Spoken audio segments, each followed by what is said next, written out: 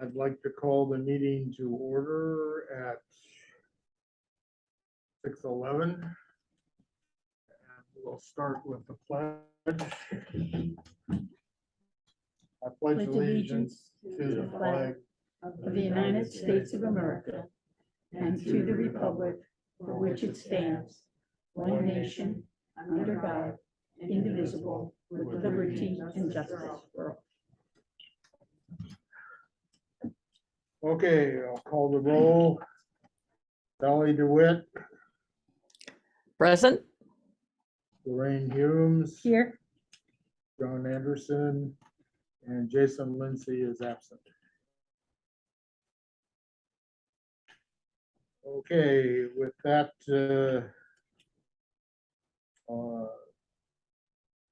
approval of the agenda, are there any issues with the consent agenda? I move it's approved. Well, we'll get to that later. Okay. So with that, if there are no comments on the consent agenda, the agenda is approved by unanimous consent. And then public comment for items not on the agenda.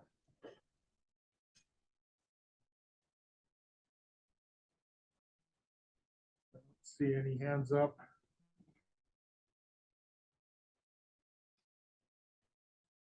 Okay, we'll move on to the next item, consent items.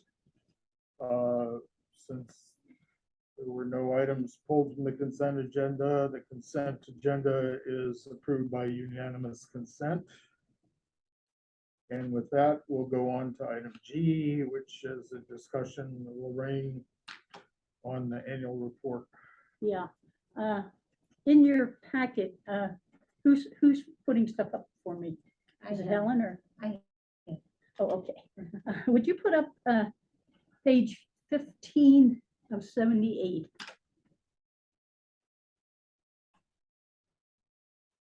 That's the resolution. And if you remember, this resolution was to align the CBOC report calendar with the WCCUSD fiscal year reporting calendar. And down the bottom, if you go down, there are a few items down here. What happened was the CBOC, their reporting period is on a calendar basis. So it would be like January 1st, 2000 to December 31st, 2000. But the school district goes on the fiscal year basis, which would be July 1st, 2019 to June 30th, 2020. And we had problems with making extra reports and everything up for that six-month period. So in order to align, there are a couple of things you have to do. And we have in the resolve section, number 2, bringing its reporting periods in alignment by having the next annual report cover 18-month period of January 1st, 2021 through June 30th of 2022, with the target date to approve by November 30th, 2022. Now I have a report, if you bring up my chart. Yeah, if you look at this chart, what I did was I took a couple years, the transition period is going to be 21 to 22. So I took a couple years before to see what it looks like and a year after to see what it would look like. So before, you can see these are calendar years. Under 2019, it's January 2019 to 12/2019. The same thing with the 2020. Now you flip over to 2023. This is where we want to go. We want to have it from 7/2022 to 8/2023, which would be in line with the district's calendar. Now you go down to the audit periods column or row. And nothing is going to change with that because everything is based on that. So that's not going to change. That's just going to stay the same. And we will have in 2021, we will have the results of the audit plus the compliance statement. But in 2022, which will now cover 18 months, to catch up on the 6th from 2021, and this would be going from our regular reports, the financial reports that we get at our meetings, the FAI, the what else do we do now? Oh, our FMP, those type of reports. So go up a little bit up to the top, reporting. So those reports are going to come out November 30th, 2022. So the compliance statement and the audits will come out in 21, and 22 will just be the reports. And this is how we hope to take care of that situation. Any questions on that? Good. Now, the second part, the next slide is the Excuse me for interrupting for just a second. Those of us online cannot see the slides, or am I missing something? I don't know. I don't know if there's any way to make that work, but anyway. See them on my screen. We see, oh, this is connected to your screen. No, I'm separate. Oh, So Oh, okay. that's one of the changes we made, was trying to figure out how we could also see what everybody was seeing, because it does Ah. get, Oh, cool. Wait, I see now. Good. Woohoo. All right, And you excellent. see that- Thank you. Double check. You see the transitionary period is 2021 and 2022. 2021, we will just have the audits that we just got through. We just got report on in February. And the compliance statement. In 2022, we will just have the reports. And then by 2023, we'll be in line with the district reporting periods. Now, in the resolution, it also said that during the reporting period, we had hoped in the 2021, we had hoped to have the reporting period by, I think in here it says June 30th. However, we've had some snags, and the next slide will show you what happened. That's slide GA2. Yeah. Here, go down a little bit. This just tells you what I just said up top. Now, what happened this year was we were late getting the reports on the audits. So on April 11th, CBOC had a meeting. And we were supposed to get the draft and have the comments for the audits, but we had to cancel it due to lack of a quorum. So right after that, on April 27th, the Board of Ed had a meeting. They were given the paperwork, and they decided to table their voting whether to accept it, because they knew that we hadn't had a meeting, hadn't had a chance to look at it, comment on it. So then on May 9th, CBOC had its meeting where we got the report, and we gave our questions and all. And then August 3rd, the board had their meeting where they were going to accept or reject the audit, and they got a late start. So they didn't have a meeting. So they haven't approved it yet. So we can't put out the report if they haven't approved it yet. So I have there on the chart, I had September 2022, hoping that they will okay it between now and sometime in September, and we can put it up. But it's ready to go. It's just we have to get their okay on it. And down below, the next section on that slide, when we did give our talk to the auditors, a couple people were not pleased with the lack of mentioning the prior findings in the scope section. And so we passed a resolution, and that was, was sent to the controller. John sent it to the controller, and they're just asking, he sent them the 2020 And the 2021. and the 2021 performance audit, and said, are these up to standard? Now, we haven't heard from them. Did you hear anything? No, I haven't heard anything Okay. since our last discussion of this, which was back in July. And Yeah. now that I'm done with all my outside activity.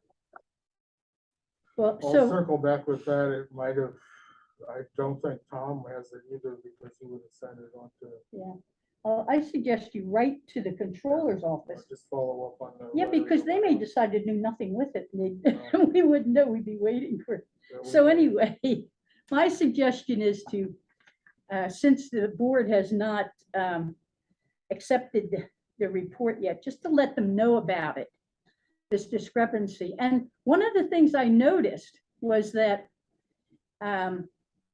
Bailey gave us a slideshow that would be the findings of the report. And there are only about 5 slides in it.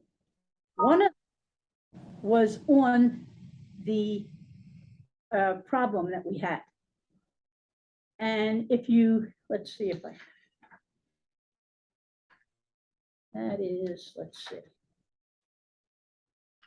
Oh, it's in the review. I'll show it to you later. But what they did was they took the material, they said there was a prior finding, and they mentioned the finding. It dealt with, if you recall, it dealt with personnel. They didn't have they didn't have long enough time to show that they're watching the hours so that we don't get billed with operating expenses. So they had it in program, but they didn't have it in long enough to warrant saying that it was okay in that previous audit. So anyway, they mentioned that, and they mentioned it's been resolved, but nothing is in the report. I think it was and I'll show you in the review, it was a final report.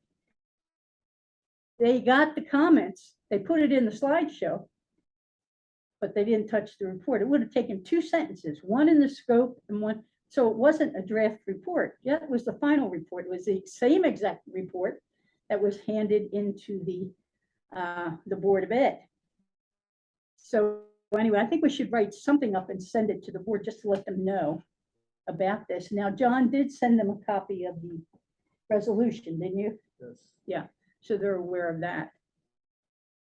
But the same thing, and I'll mention it later in the review, happened with the financial audit. They're giving us final reports. They're not giving us drafts. And you can tell it by the performance. I'll explain it later back then. But anyway, that's what we did. Now, the second part of that on the agenda, part B under annual report, it says discuss required input from WCCUSD staff financial reports needed for the end of June 30th, 2021. And my next slide, GB,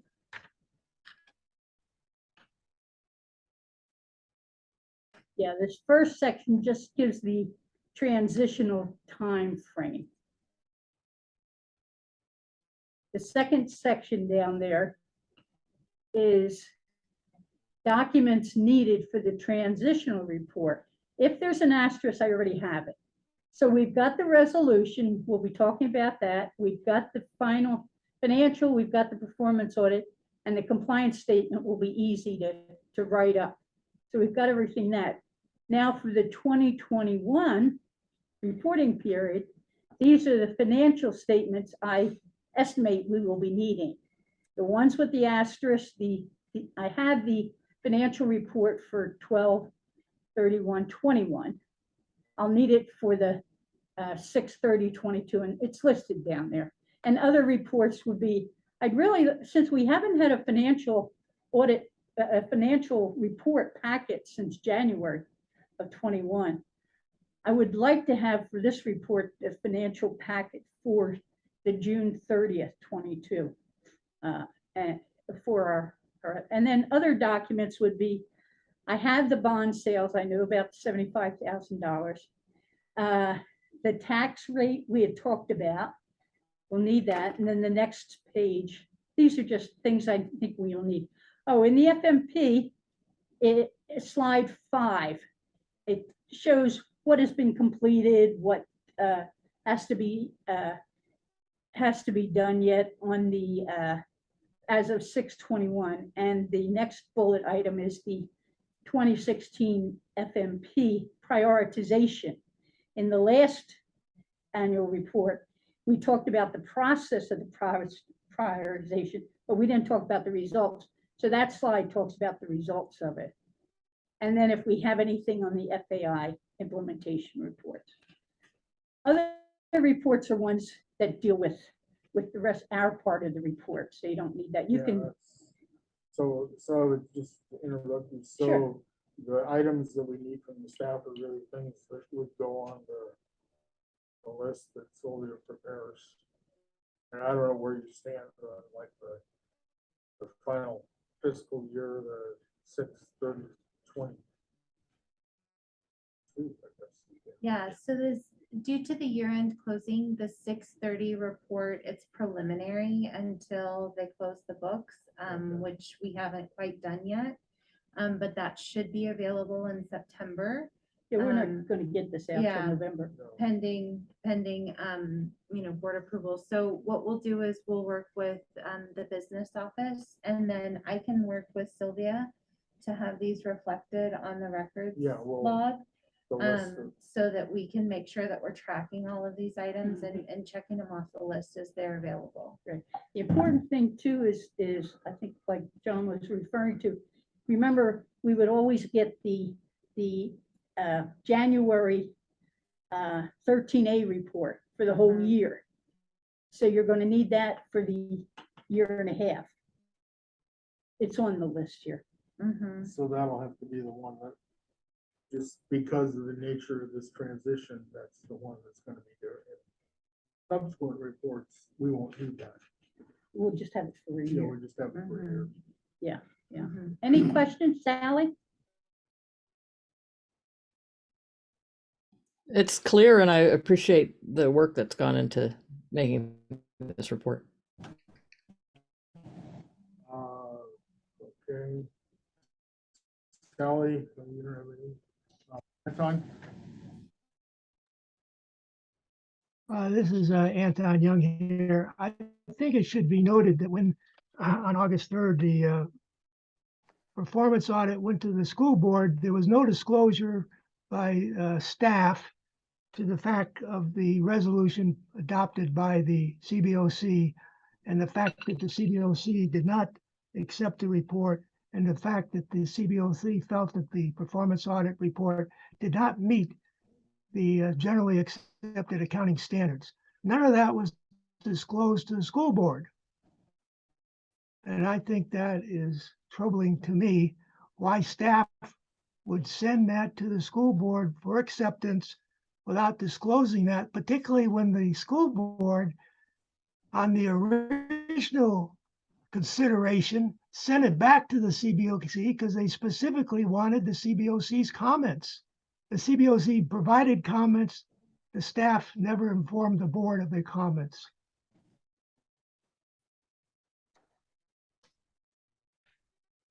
And we'll cover that material in our letter to them, right, John? Yep. Good point, good point.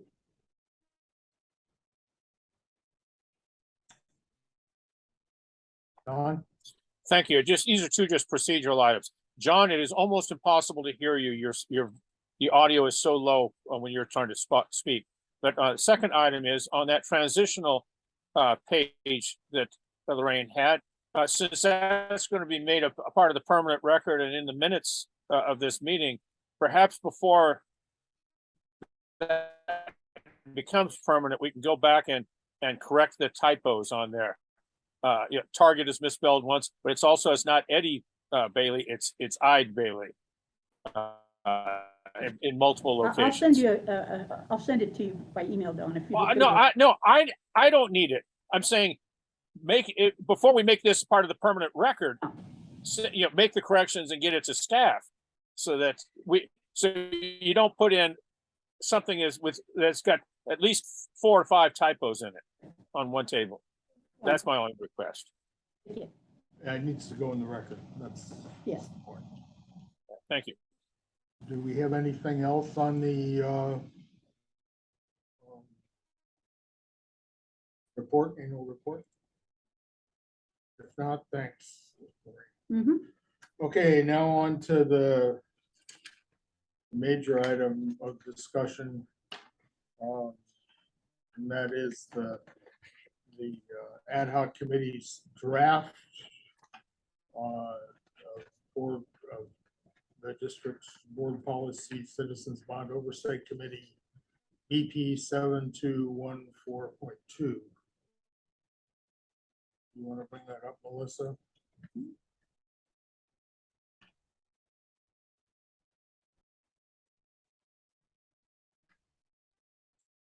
So I'll just start off with just a general overview.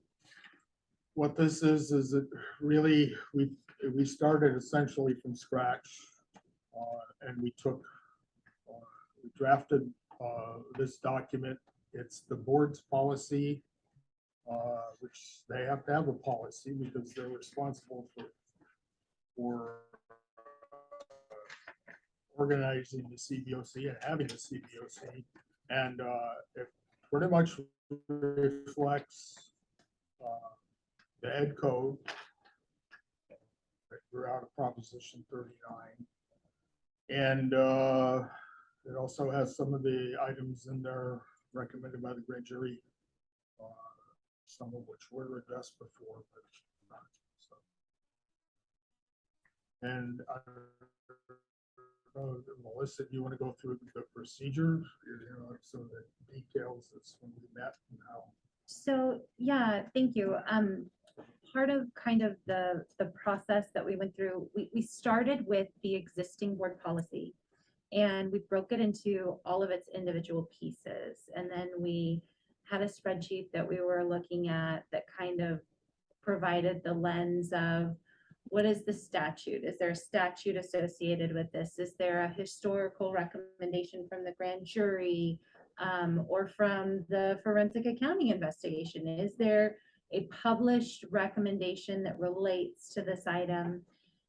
We looked at the published legal counsel from Nixon Peabody, and we also looked at some of the things from the proposed board policy from a couple of years ago that wasn't approved. And so one of the real strengths that I think that the proposed policy has is it's taken into consideration over 17 different historical kind of source documentations and really focused on what some of the recommendations were that had been made. One of the things that we found with the existing policy was it was duplicative, and we found that the organization could be improved, and that's when we really decided we knew kind of what the major items were, and we went from scratch to do a new document. And then as that new document took shape, we met to review the language and really tried to focus on this being a policy document that focused on some of the major items. I think one of the other strengths of this policy is it outlines some of the things that we've done as a district just through our practice where we have found success. And we really wanted to put that in writing, right? Make that stick, make that something that continues. Some examples of that include having a CBOC liaison, right? And so having kind of a district staff member who is that go-to for the CBOC records request item, and then receiving the audits in advance of them being final. Some of these things are from previous, and some of these things are, as John mentioned, straight from kind of the grand jury recommendation. One of the big highlights, and I think one of the challenges with the existing board policy, is how an applicant becomes a nominee, and how a nominee moves forward to the board. And so we really relied heavily on the grand jury recommendation about having a committee that's representative of the CBOC and board members, with a district staff member, to really do that review and move nominees forward. And so with that, I'll kind of open it up and see if Louis or Sally want to share anything else kind of from the meetings that we had. But I would say kind of from a high level, that was really our focus, was to be true to the historical recommendations that had been made. I think a lot of time and effort went into the grand jury report, right? And the thoughts related to what the statute says and how that could be implemented in a policy. And so I see Sally's raised her hand. I'll turn it over to you. Okay, yeah, I just wanted to add that in our last meetings, where we were finalizing this, we were pretty careful in almost all cases. There's probably one or two exceptions, but in almost all cases to reference the statute or the basis for the policy or procedure that was called for in this board policy. And we did that partly to inform existing board members and also future board members that this wasn't just pulled out of the air. This has basis in statute. And then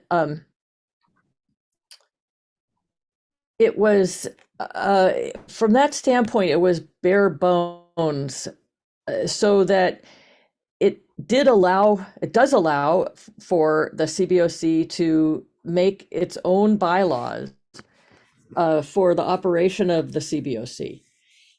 And the only qualification to that is the bylaws have to be in accordance with statutes and this policy. And this policy is tied back to statute. So you see where I'm trying to go with this, is it's trying to inform both the board and future boards and future CBOCs that this policy, the bones of this policy is in the statutes. I think I've said that right. Yeah, I would just add that I think it was a great effort by the committee. It was very collaborative. We were able to work through the policy, had the final draft done rather quickly. And I think everybody walked away feeling that really was something to be proud of, that we could bring to the full board and ask for them to approve.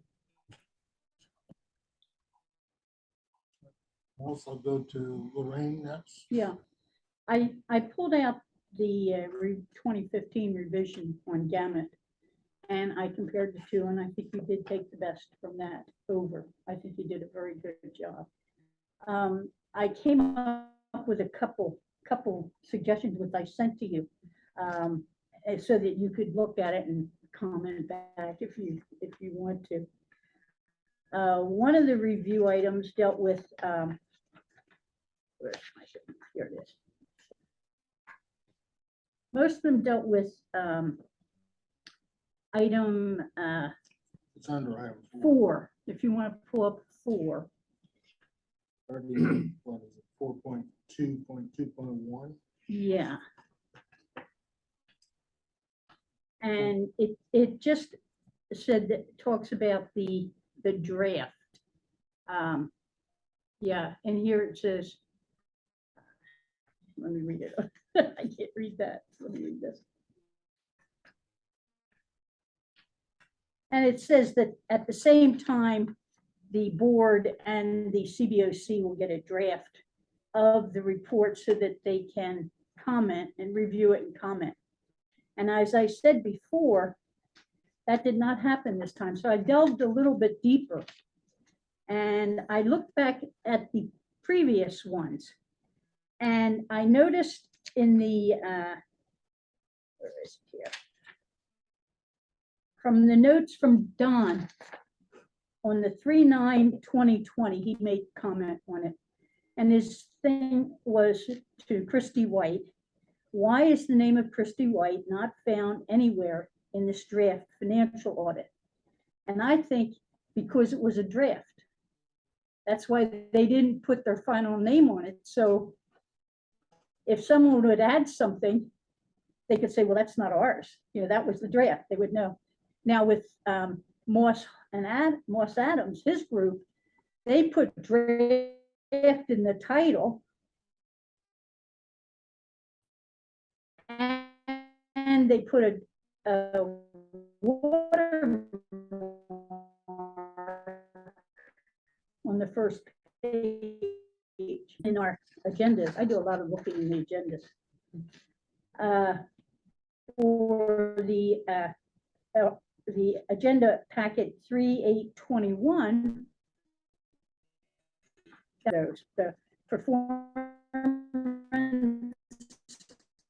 and the draft, they're both the final. So we're going to have to, I don't know, maybe you can check with the contract to see if it says it in the contract to provide that, if you want to keep this in. But they're not doing that. And like I said, where's mine? If you look at the slide HB2, if you pull that up, file. This is for the performance audit by Bailey. Yeah. Now here is from the 2020 performance audit. This is the problem. This is the opinion 220-1, I guess it is here, about the time documentation. You go down later, you see this is the slide presentation by Bailey in 21. It mentions, the title of it is Current Status of Prior Findings. It's slide number 6 of 9. And it says finding, the district does not have, and this is what's repeated from the finding they had. It says underneath recommendation, continue the implementation. And it says the status as of June 30th resolved. Now, if this isn't a report to the CBOC about this audit, go down to the next one. It's not mentioned in the scope. Go a little bit further. It is mentioned in the methodology, what they did to check, but in the conclusion, go down a little bit further, it's not mentioned. All they would have had to say here was the prior opinion was resolved. That's all they would have had to say. So that's why I'm saying this is a final, and they would not change that. They would not add 2 sentences to the report. So I think they were final reports. So anyway, I would like you to just maybe, and my suggestion in the policy is why not have a step where, since the board wants us to give our opinion, they delayed approving of it because of that, but they want us to give our opinion. So maybe we could, after we've reviewed it, just send them what our opinion is, and that if they want to take it on, fine. If they want to not, acknowledge it, that's fine too. But at least they would hear what we think. So I was just suggesting adding that. And another part in that section, the old 2015 one, it said that the audit companies would provide a progress report underneath both of those. And I noticed you didn't bring that over. I was just wondering, I don't think they've ever provided that. I've never seen a progress report. But I don't even know what it is, if you wanted to carry it over or not. But that's for that one. Now, for the second one, Can I speak to that one very quickly? Sure. So I know the last couple of years with COVID, we've really struggled with getting the audits as timely as we did in the past.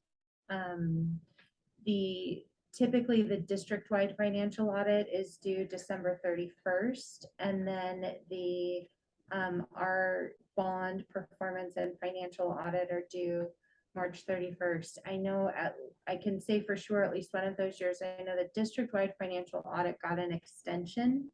So I think just between staffing shortages and everything that happened on both sides, districts included, we didn't have the report. As soon as we got it, we shared it. But I know it was late the last 2 years, absolutely. And so the intent, and as it's written in the policy, you see we have the sentence here, the draft audit will be available to the committee for review and comment in advance of the publication of the final audit report no later than March 31st of each year. So I think what we did as a committee was we agree and honor everything that you just said, and that's why we use some intentional words here about it being available for review and comment in advance of it being published. Because we agree, both as staff and the CBOC representation. I think that the CBOC brings a valuable voice to those audits. We've heard recommendations every year that we've brought them forward, and that's why we have this language in this section specifically for the financial audit, just the bond financial audit and performance audit. The language repeats. Right. Okay. The next one was on if you on your, you can go in your report, your audit report, policy report. The 4.22.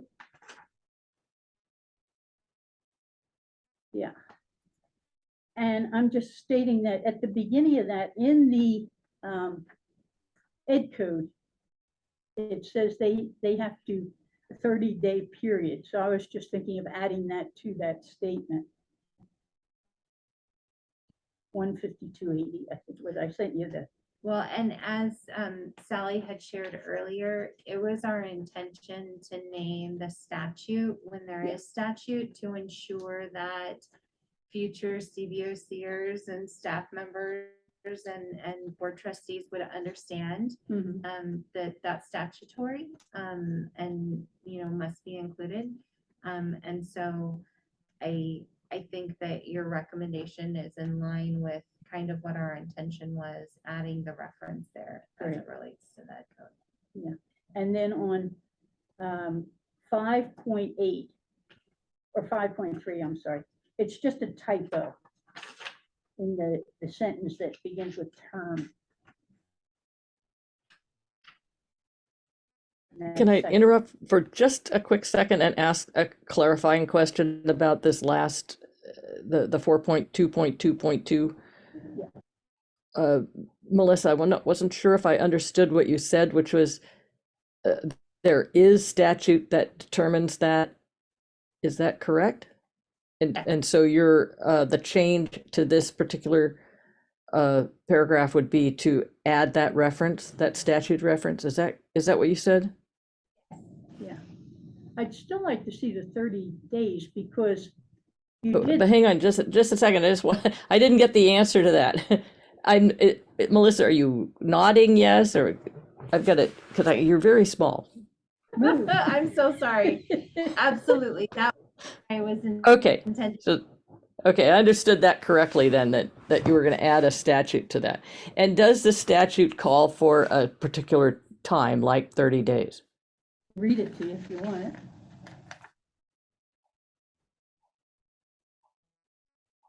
I know that there's a Yeah. time period. I don't know the One- exact time period off the top of my head. I have it, Ed code 15280.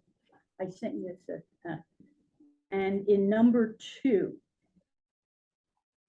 it talks the findings, Within 3 months of receiving the audit. right, within 3 months of receiving audits, exactly. Yeah, so, I guess the amended response would be adding the time frame and the Yeah. statutory reference. Okay. Okay, so we could, it's conceivable that we could make that change tonight and still vote. As an amendment. And I'm not real good with procedure. I'm not even against voting the next time. I'm just trying to clarify that so far that change is fairly distinct. So I can imagine that we might actually make that as an amendment and still be able to vote on this if we wanted to. That remains to be seen, but if we wanted to. And my Okay, comment about the typo. okay. Section is term. Okay, the second sentence in that. Members of the committee may be appointed by the board in its discretion. I thought it might be at its discretion. I don't know. So, that's my 2 cents. And then in 5.4, and that's about the solicitation and appointment and the application. It says in the second sentence, the district's bond oversight committee application shall be made publicly available to the community on the district and committee's website. Applicants can self-nominate by submitting an application. The application can consist of the contact information. And I know whenever we put the old applications up, you redacted the phone number and address, and I just suggested adding it in a parentheses after saying it's going to be on the website with the personal contact information redacted rather. That was my suggestion on that. They're the only ones I have.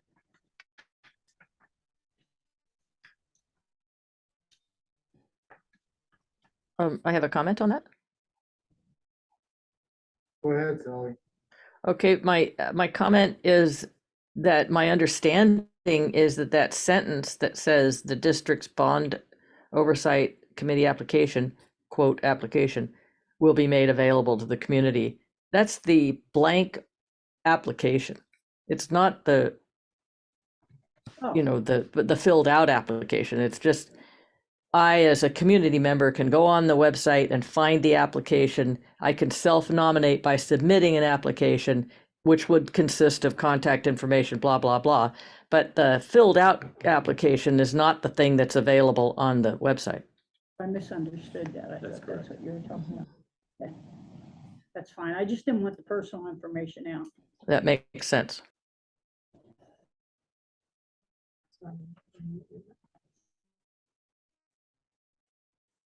Okay, so the wording, I couldn't find that wording in the code. That was, so it's either, What wording? oh, you said So I at could, the discretion of the board, it's worded something different right now. I could And read that. if In you'd its like me to. discretion, so in should be changed to at. 5.3, second sentence.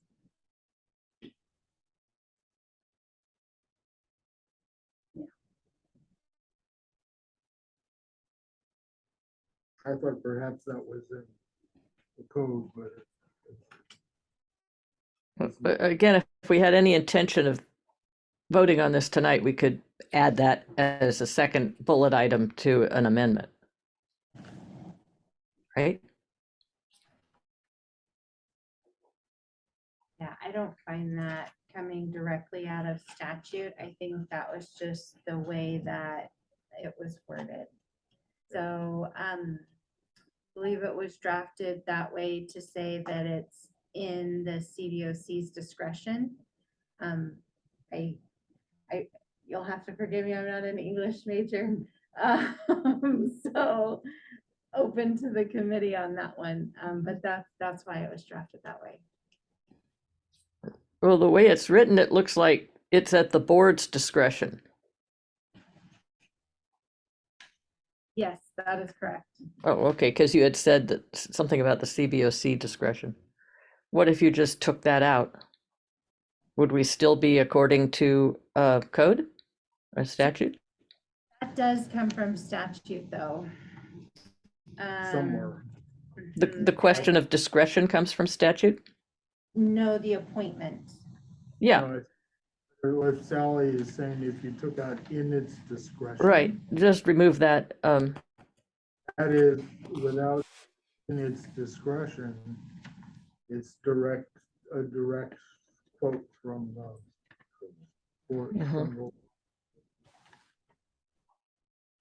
Yeah, that was what I was suggesting. You're right.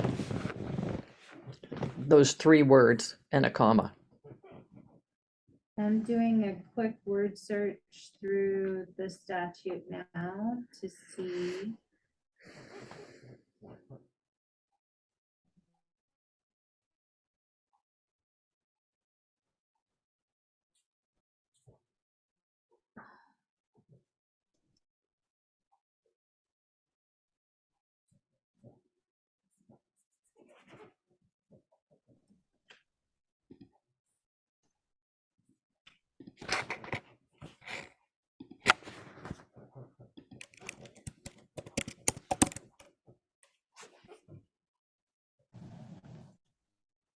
Well, if it's in there, maybe you put a comma, sick, comma. Mhm. Well, and I think because we reference the ed code, let me pull that code It up. shows up in that part of the ed code. I had it out here in front of me a minute ago. 15,282. It is the very last one, 15,282, and it's in item 8.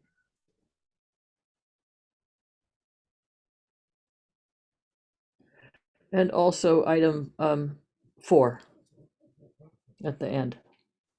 Last sentence. That's where it says, Yeah, but that doesn't, that relates to a student member who could stay on the board.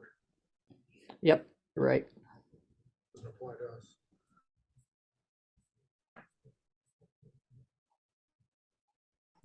yeah, so I hear that the recommendation is to remove in its discretion those words. Yep. Mhm.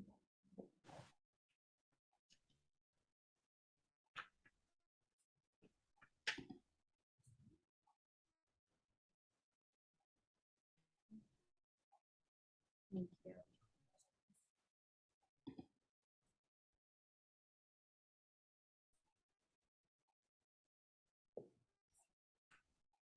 Grammatical question resolved. Like it. We're good. We're really good here. You should have been a spec. No.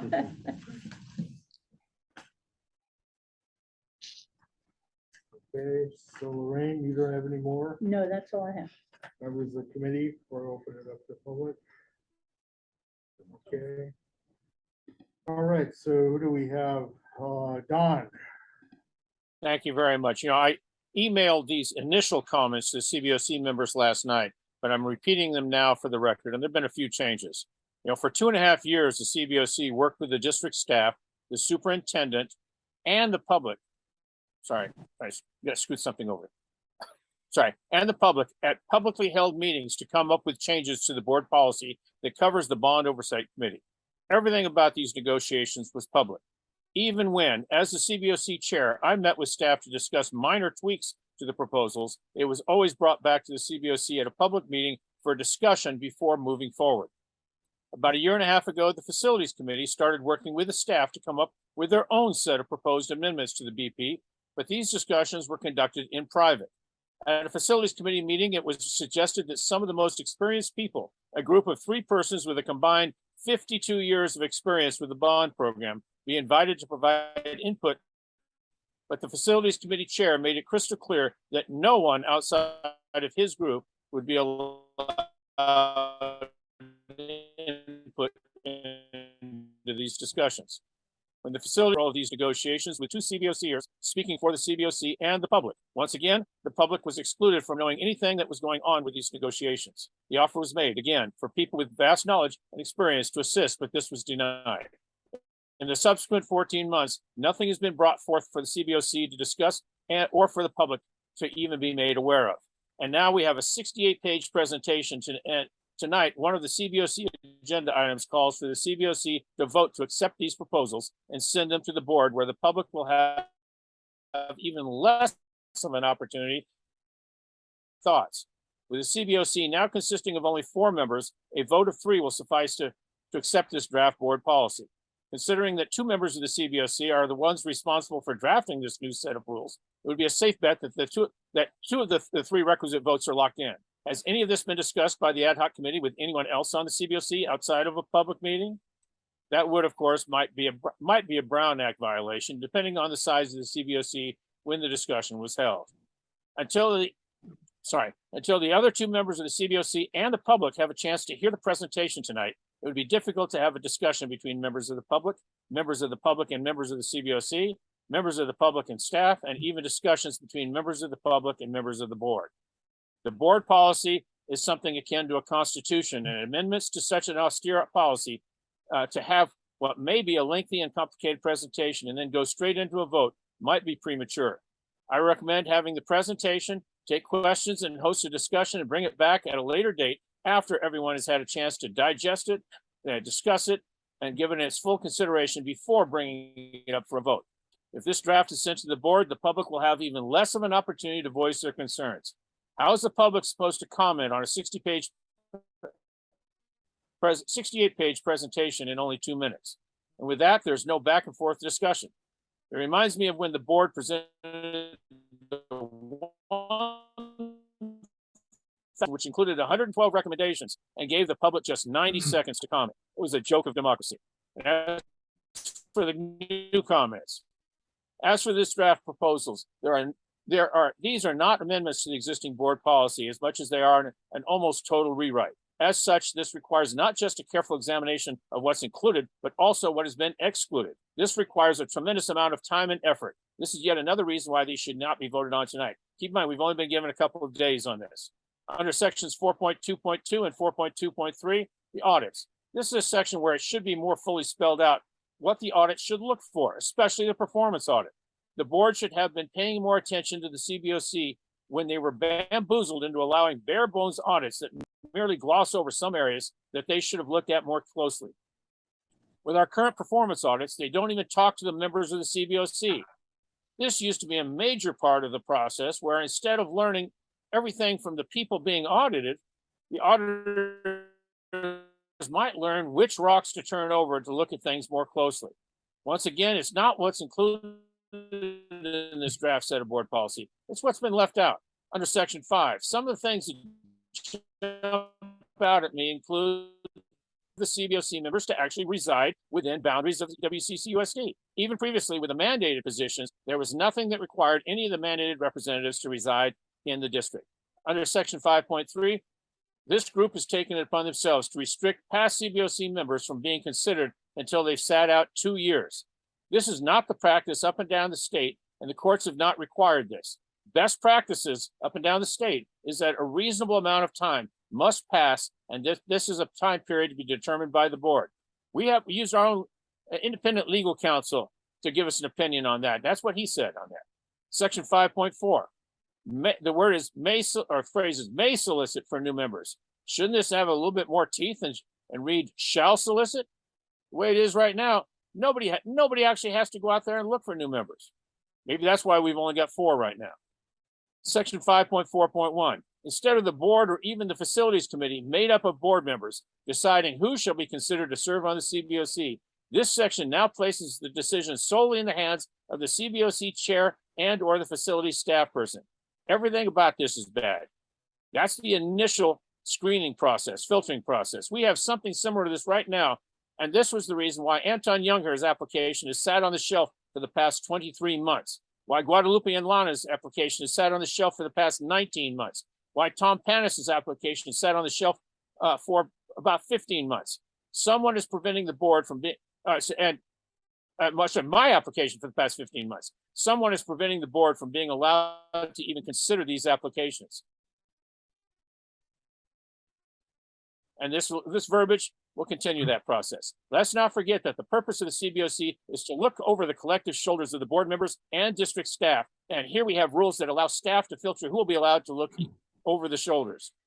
Section 6.2. I see that these new board policies eliminate separate vice chair and secretary positions and merge them into one. Although it should be a matter for the bylaws committee, the responsibilities of these officers, it's strange that not even the responsibilities of the chair are listed here. Section 6.3, the CBOC shall meet at least quarterly. Need to remind you that several board members and staffers over the years have advocated for fewer meetings of the CBOC, yearly meetings even. This would allow the district to restrict the CBOC to meeting only quarterly. You need reminding about how much can take place during a 3-month period? And do I need to also remind you how long it might take after being informed of something to bring it to light? This is not oversight. This is covering up. Is it purely chance that nowhere in this board policy is the word independent used? And nowhere does this policy consider budgets or independent legal counsel? Perhaps I missed it, but I'm not seeing anything about allowing site visits, another omission.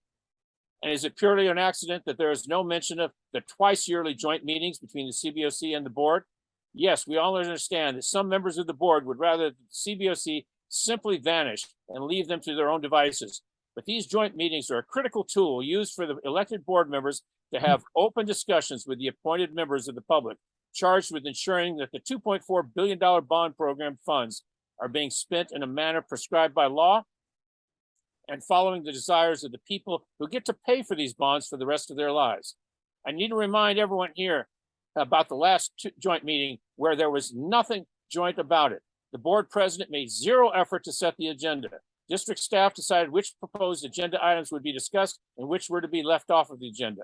Where instead of sharing the duties of running the meeting with the CBOC chair, as had been done at every previous joint meeting since the CBOC was formed, the board president took 100% control of the meeting without even considering the possibility of sharing the duties. And where the board president did not like the way I, as CBOC chair, was asking a question, shut me off and moved on to the next speaker. And with this policy, not even those areas of disrespect will occur. The CBOC will suffer the ultimate disrespect by having the board pretend like they don't exist. Another item that disappeared are the reports from the CBOC chair at the board meetings, where the CBOC chair could report to the board and the public about what's going on with the board of the bond program. This is a bare bones policy that seems to cover only those items as required, as opposed to the many other items that the CBOC has negotiated with the board and got them to agree to. These met the statutory requirements, but enhanced what the various boards and the community desired. With this policy, will the CBOC website disappear? Will a CBOC representative be allowed access to the site? As for the CBOC bylaws, about a dozen years ago, the CBOC got the board to bifurcate their policy. So there was a board policy that covered the general aspects of the CBOC, and the board allowed that the CBOC would draft their own internal bylaws that would address the everyday aspects of the CBOC. And with regards to what Lorraine was saying about comments on the audits, even if the CBOC is allowed to make comments, if no one is listening or willing to address the comments, what value do they have? It's like they tolerate us making comments, but they have no intention of actually listening to what the CBOC has to say. Once again, this draft leaves so much out, and unless there is a comprehensive review of the old and the new, the CBOC and the public, of which you're supposed to be representing, can end up being royally screwed. And by the way, With legislation, you don't vote on concepts, you vote on specific language, and the public has a right to actually see that language. So some of these language changes you're making tonight, we're not even seeing them here. We're hearing general ideas about them. It's difficult to follow all this on a Zoom meeting, especially when we can't really see what's being done. Thank you very much. Appreciate the time. Anton, This is Anton Young here. In my opinion, this board policy does not provide for an independent CBOC. And why do I say that? This board policy was prepared by the district in consultation with 2 CBOC members, and they relied upon the legal advice from the district attorney. The district attorney cannot provide legal advice to an independent bond oversight committee. That's a violation of the ethics and canons for an attorney, because an attorney can only work for one client. The CBOC in the past, is noted, had an independent legal counsel, Adam Ferber. Adam Ferber's agreement to provide independent legal advice to the CBOC was terminated by the district with no notice to the CBOC. So now you're asked to adopt a board policy which does not provide for an independent CBOC. You're asked to do that without any independent legal advice. And you're asked to do that with a CBOC that doesn't comply with the education code in regards to the Constitution and membership of a CBOC. So what you have is a proposal to adopt a board policy or recommend adoption that does not provide for independent CBOC. You've had no independent legal advice whether this is appropriate and whether it will provide for an independent CBOC. And in fact, you don't even have a legally constitute CBOC. I suggest that you table this motion and that it not be considered until such time as you have a legally constituted CBOC and at such time as you have independent legal counsel. The end of my comments.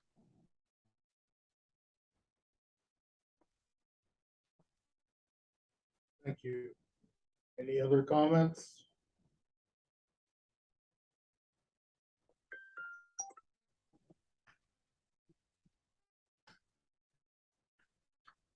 So the idea that we would not do anything because we don't have 7 people, I think that's unrealistic. Should we not have meetings every month?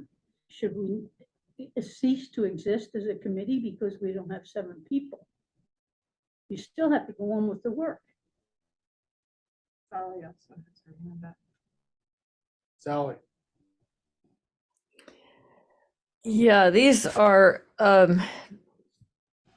in general, I would actually agree with much of what has been said, although there was a lot going on in Dawn's comment, which I couldn't follow because it wasn't part of your email. So I think it was, you went beyond what your email said. Is that correct, Dawn? Yes, it was, but because we had not heard the Okay. presentation. Okay, that's fine. That's fine. I had a little trouble following it. I did pick up on one thing that said there was not once in this policy was independent, and that's basically not true. There's 5 instances between pages 17 and 19 in the agenda packet. So we did spend a fair amount of time in our meetings with Melissa and Louise talking about how we could ensure, as with reference back to statutes, an independent CBOC. My own feeling is, and as a member of CBOC, the California Bond Oversight commission. Anyway, the state level KBOC, there are flaws in the statute, that the basic flaw being that the governing board of a district appoints the oversight committee. So within that context, that the entity being overseen appoints its own oversight committee. Within that context, we turned to the grand jury recommendation to be the basis for the selection committee as it's outlined in this policy statement. And so we use that as our guideline as best that we could to ensure as best that we could independence. It's just not easy given the statutes as they currently exist at the state level. So that is actually one reason why I remain active in KBOC, because I want to change the state level statutes to better ensure independence. It's just not that easy. So if I personally will remain committed to the process, going back to the grand jury recommendation. I thought that grand jury recommendation had legs. It was worth following. It's the best that we can see, given the flaws at the state level in their statutes. If we haven't quite followed the grand jury recommendation, well, then I think it bears a second look, but that's my thinking about it. And as far as the independence and the independent counsel is concerned, I think Anton is correct in that we did not ensure in this policy statement an independent counsel be available, insurance that there's an independent counsel for the CBOC. I strongly believe that it should be there. But we want at this point to,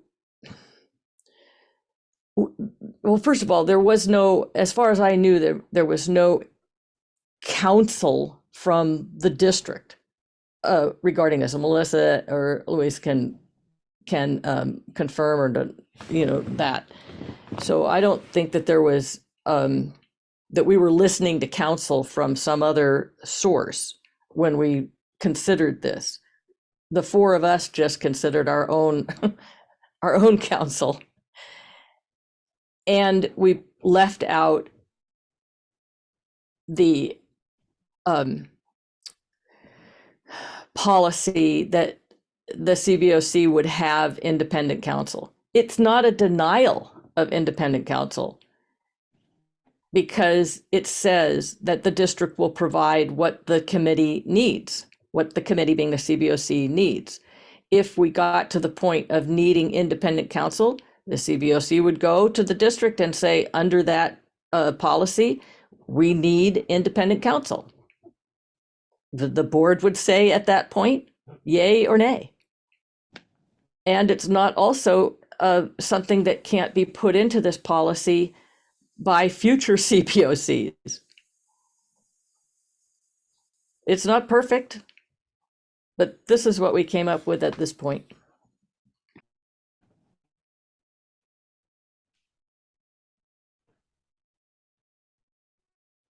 Don, your hand's still up? Now, this is new since we've heard from Sally, if I can be allowed to speak on this. With regards to independent legal counsel, how many times has the district tried over the past 4 or 5 years to get us to use Nixon Peabody as our independent legal counsel when they work directly for the district?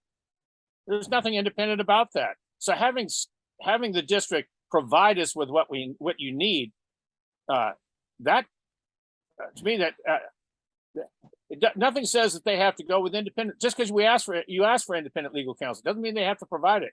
They say, okay, well, we'll have a junior partner that's not familiar with it. So that he's pretty independent. You know, he'll forget who actually pays him. It doesn't work like that. And this idea of, well, we can always amend this. How many times over the past, I've been with this program now, you know, since 1998. These kinds of changes only get brought before the board every 7 or 8 years, it seems like. Last time was 2015, 7 years ago. It's not like you can just bring it up and say, we want to change this a little bit. Because then it's like a contract negotiation. You open up for everything at that point, and everything's on the table. And all of a sudden, they say, okay, we'll give you independent legal counsel, but we got to get rid of this and this and this. So you go for broke. You get everything that you want right now. That's the way negotiations actually work. You stick your guns on it as much as possible, at least. But I think this thing, it needs more careful review. And that can't be done over a Zoom meeting over the next couple of minutes. Thanks. So one of the things that I've been thinking as we've been talking is when there's a proposed board policy, it goes before the board first for a first reading as like a discussion item. And then it comes back to the board for action. And so what we haven't heard from is we haven't heard from the board as it relates to this proposed policy. And, you know, there's multiple parties to this negotiation and into this policy. And so I think that probably 2 things are helpful that I've heard tonight. One of them is if there are specific recommendations as it relates to changes to the policy, we received a couple of those. And that's different than general comments. If there's a specific recommendation, that's something that can be looked at, and then other people can provide comment. The other thing is, you know, bringing this policy forward to the board for their discussion and comment, I think also brings a lot of value. There were a couple of things I tried to write them down as quickly as I could based on what I heard. And so I'd like to touch on a couple of them. One of them was the language that said at least quarterly, and that language was used and it said at least. It didn't say that we can't continue to do what we did. And one of the things that we really tried to do as an ad hoc committee, and that's why it's specifically stated, is the independent CBOC establishes their bylaws.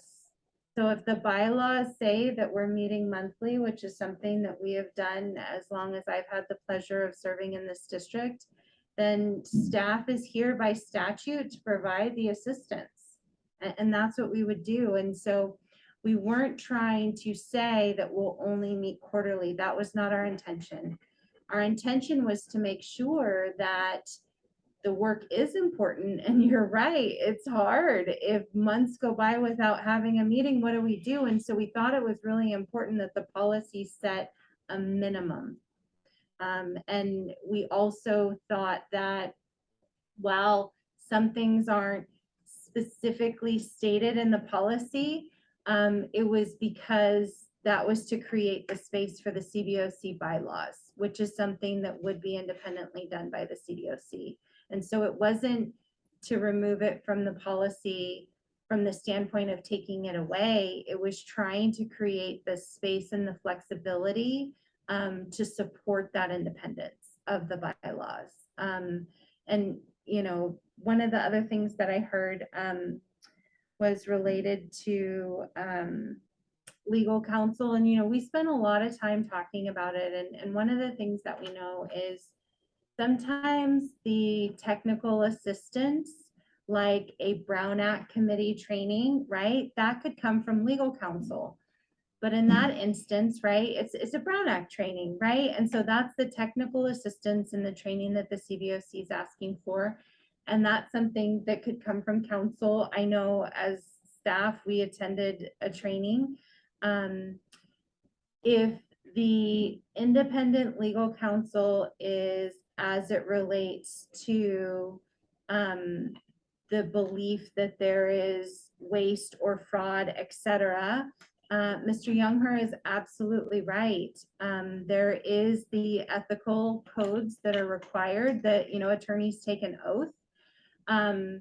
There is language in the statute that identifies what the CBOC can do in the event that they believe that that is taking place. And that's usually something that leads you to a grand jury, right? And then that's why we found that the grand jury's recommendations really needed to be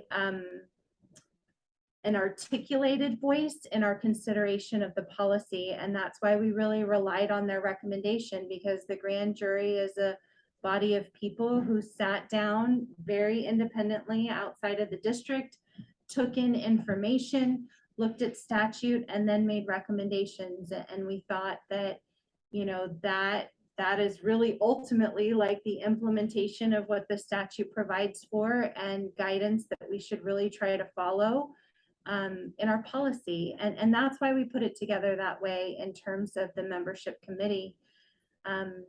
So, I just wanted to share a couple of those things that I was trying to kind of feverishly write down as quickly as I could to try to capture some of what I heard. But I believe from what I heard in the committee and the conversations that we had was the reason why the policy isn't as prescriptive as you may have expected or anticipated was to create the space for the bylaws to be that more prescriptive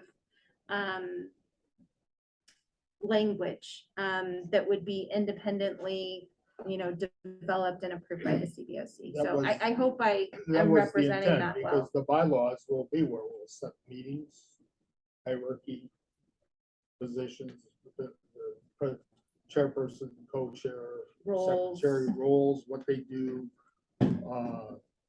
Also report would be an important part of there. And then maybe some of the details on the audit questions. So this is not the bylaws. That's what's general, and it does talk about basically all of the things that the statutes, which include site inspections,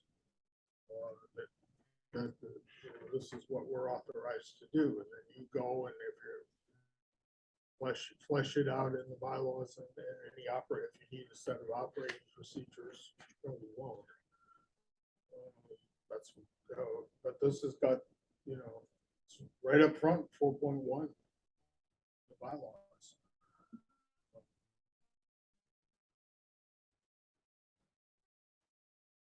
So it isn't intended to be specific in terms of do this, do that. Right.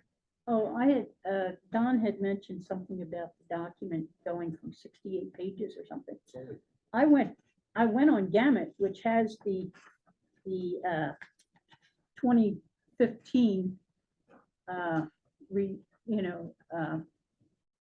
policy, and it's only 5 pages. Now I know at one time when I first came on, from all the negotiations and all, we said all this stuff about, but I don't know that was in the policy. No, So this is what you went from, right? Yeah, the What was policy- published on Gamut? Yeah, the policy that the ad hoc committee has developed is only 7 pages long. Yeah. The rest of the information is background. Don has his hand up. All right, Sally? Yeah, I'm wondering, Melissa, given the board, this is a board policy.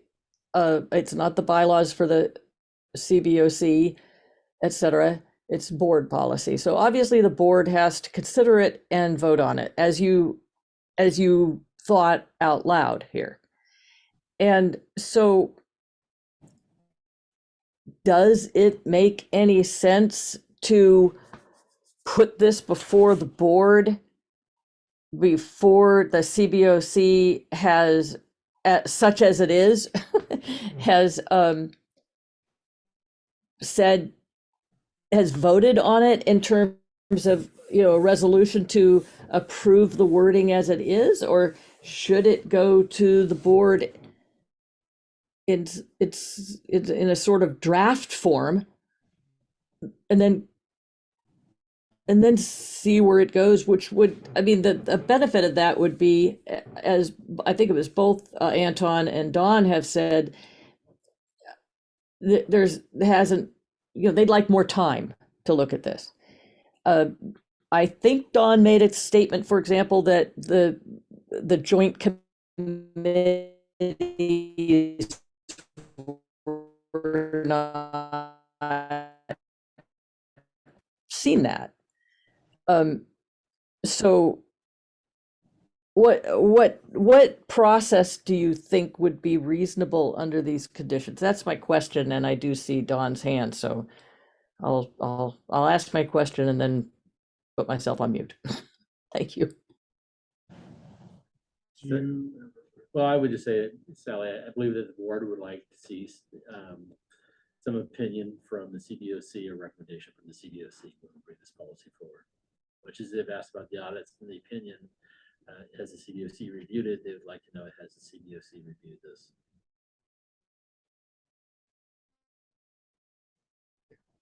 Don? Thank you. I'm something of a realist. I mean, I'm hearing 3 CBOC members that are gung ho for this. I'm hearing staff that are gung ho for this. I mean, it's a done deal about where this is going to be going here tonight. But I still need to be able to say a few things so that later on people can say, well, Don didn't say anything, so he must have agreed with it.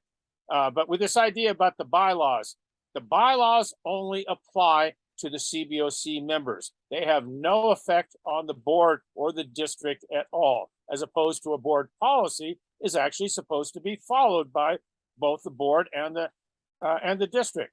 So including things in there like independent legal counsel, including monthly meetings as opposed to quarterly, things like that, it has a lot more effect than it does in the bylaws, because the staff can say, the board can say, it's not part of the board policy. We don't have to do that. And again, I've been around a long time on this. I've seen a lot of staffers coming and go. I've seen a lot of board members coming and going. And this idea about having not just a quarterly meeting, but a yearly meeting has been proposed more than once, with a lot of arguments coming from the district about why we should only have one meeting per year. Even giving examples of other CBOCs up and down the state that only have that, as if we should just fall right in line with that. But you put in there the kind of support they give you or not. If all it says is that there's a minimum of quarterly meetings, that's all that they have to do. And I'm not speaking about these staff right now. I got the greatest respect for this staff here. I have not always had the greatest respect for some of the other staff members that we've had. And again, I've seen an awful lot of them coming and going. And some of them really did not give a dang about the CBOC. We were a thorn in their side. And so if they could do away with us, they would do it. And they would use the board policy to do it. So please don't be trying to say that, well, we can put it in the bylaws and it's going to take care of all these problems. That's what the board policy is for. The bylaws are an internal set of working guidelines. So please don't do that. Yeah, I can see where this is going. I don't want to belabor the issue. We've all got other things to do tonight. Thanks a lot. Okay, there's no other comment. We'll go on to Sally, develop the resolution. Your call. Okay, so I do have one more question, and I'd like Lewis's and Melissa's input on this as well. Again, back to the concept of giving more time for consideration. Is there any reason why we wouldn't reconsider this as a vote in April? September. God, where did April come from? If we did that, I'm just thinking out loud here a little bit. If we did that, then it would go before the board in September for consideration, and then presumably in October for a vote. Is that correct? And are there any thoughts on that subject from Lewis and Melissa? So I pulled up the calendar, and our CBOC meeting in September is scheduled for, The 12th. the 12th. We have Labor Day holiday on the 5th. So CBOC meetings on the 12th.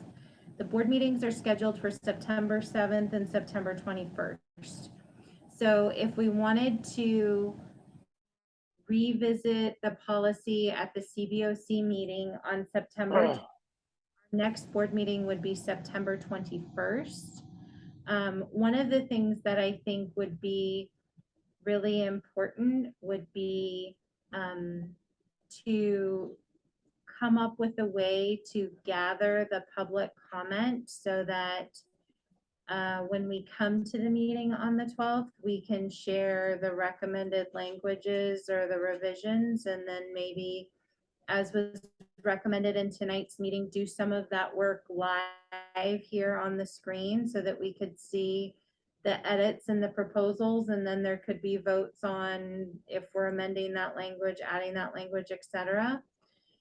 When we did the bond program management plan, we created basically a form on the website where the policy, or well, in this case, it was the PMP was available, right? The draft, and then you could submit any written comments and recommendations so that then as part of preparing the packet for the September 12th meeting, we could go in and put what the recommended changes are, so that that could be considered by everyone. We would just need to receive those comments in advance to do the prior proper noticing of the meeting.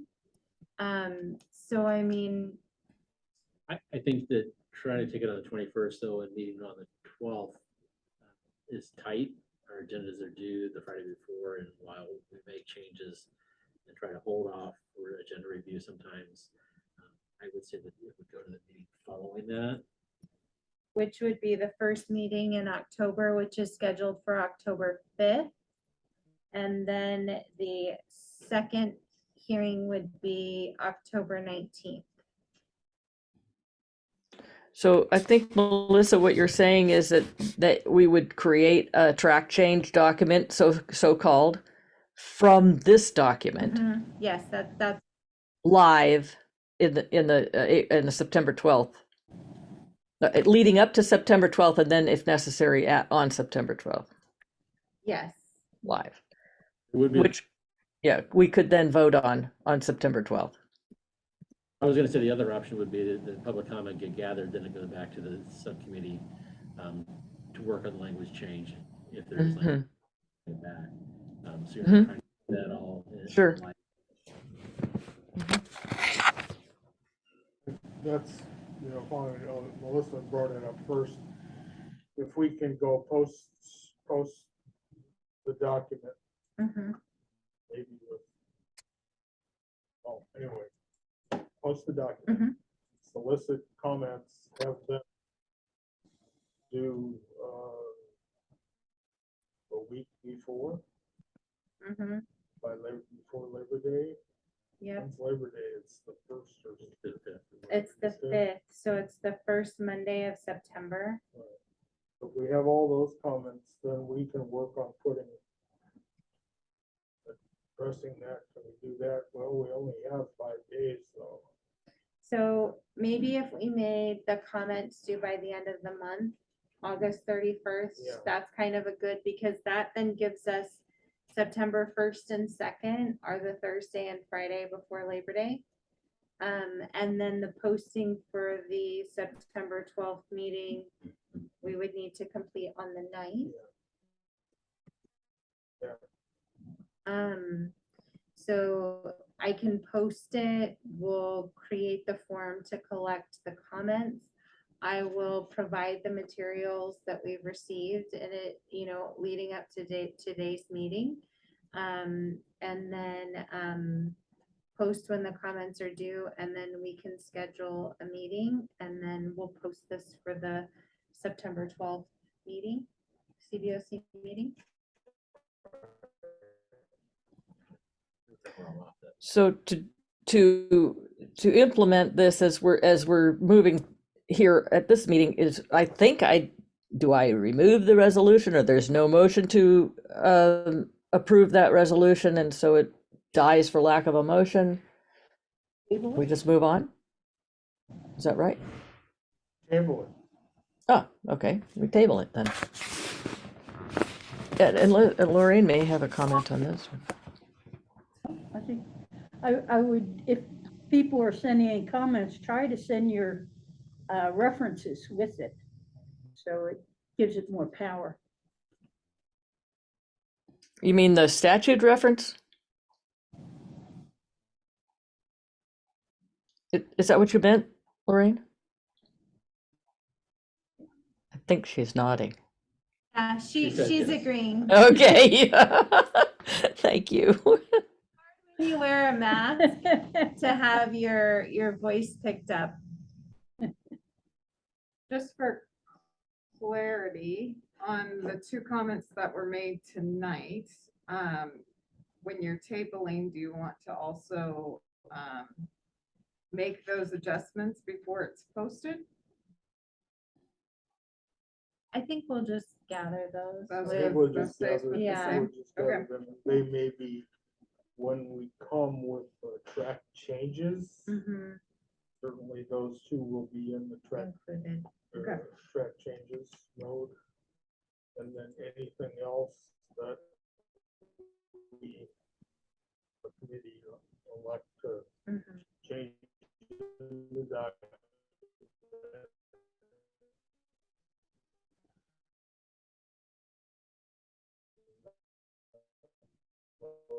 That we.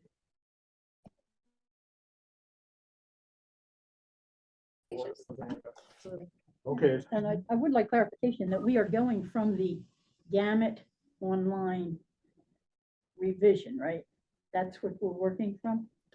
We're working from the published policy that was in the packet. the policy that was in the packet. Okay. Mhm. Yeah, and I just want to make one more statement about this, which is that I'm actually quite proud of this, given the circumstances that we were facing in putting this policy together. So with the two changes that were made and so forth, I would be strongly inclined to vote for it tonight. But I am also quite willing and in favor of putting it off so that others have a chance to look at it and make qualified and informed comments. So that's my statement. And just for the record, Don, nobody asked me ahead of time my opinion. I gave it to you in writing, so we did not collude. Talk about it. Okay, so we have a plan. And, that will, next meeting is September 12th. Yeah. Same time here, 6 p.m. Good, Don? Any other, Could you, I think we've got some more dates. Could you update the audit dating? You know, like we've got, that chart that we have, that Tom had on the audits.